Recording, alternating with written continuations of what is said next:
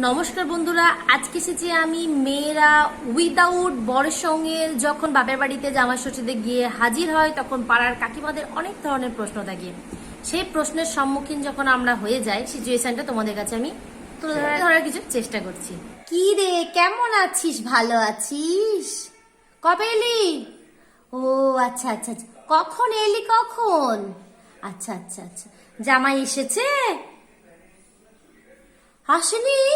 কি কি কি আসেনি? বলি কেন?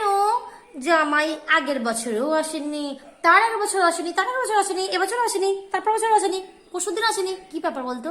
বলি কার সঙ্গে এলি? একা একা এলি না কেউ নিয়ে এলো? না জামাই দিয়ে গেল? না কিসে করে এলি? বাসে করে, ঘোড়ায় করে, ট্যাক্সি করে, ল্যাপটপ করে, হেঁটে? বলি কদিন থাকবি? থাকা হবে তো? 1 মাস, 10 দিন, 15 দিন, 20 দিন, 30 দিন, 1 বছর, না সারা জীবন? শাশুড়ি শ্বশুর ভালো আছে? ও, বলি তোরা একসঙ্গে থাকিস না আলাদা হয়ে গেছিস? না শাশুড়ির সঙ্গে মারামারি, কাটাকাটি, খুনোখুনি, লাটাল?